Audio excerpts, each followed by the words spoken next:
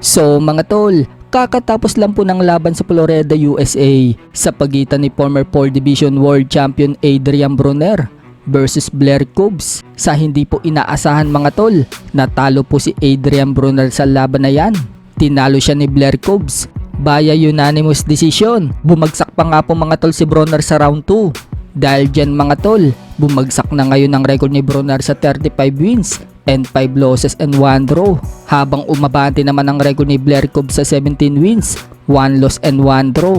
Sa kabilang banda naman mga tol, isang linggo na nga lang po, magaganap naman ang laban sa pagitan ni Gervonta Tank Davis versus Frank Martin, kung saan dedepensahan po ni Tank Davis ang kanyang WBA Lightweight World title dito kay Frank Martin. Nagbigay nga po ng opinion sa laban na yan si WBC Lightweight World Champion Shakur Stevenson.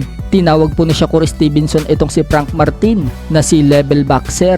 Malayong malayo umano ang level ni Martin dito kay Tank Davis, kaya predict ni Shakur, lilipulin lang umano ni Tank Davis itong si Frank Martin. Sinabi naman ni Tank Davis na natatakot daw si Frank Martin sa kanya noong magkaharap sila sa press con noong nakaraan. Kitang kita umano sa mata ni Martin na takot daw ito sa kanya. Ayon pa sa pahayag ni Tank Davis sa isang interview, patutunayan umano niya sa June 15 na siya daw ang the best sa 135 pounds or lightweight division. Magkakaroon na umano ng clinic.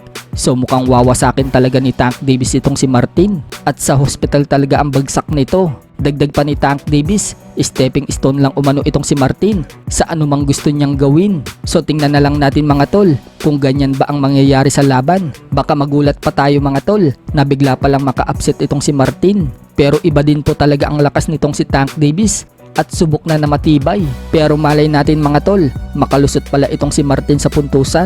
Sa ibang banda naman mga tol, opisyal na nga pong nag-utos ang WBC na kailangan depensahan ni Ray Vargas ang kanyang WBC Featherweight World title sa mandatory challenger niya na si Brandon Figueroa.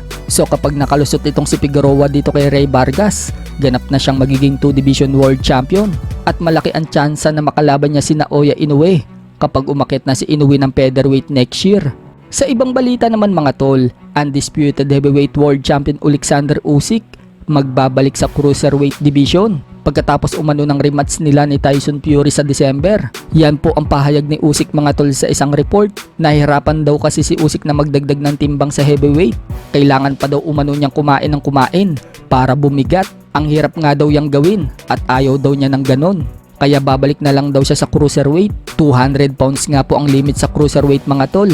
Una pong sumabak si Alexander Usyk sa heavyweight, tumimbang lang siya ng 214 pounds. At noong labanan naman niya si Tyson Fury, tumimbang siya ng 223 pounds.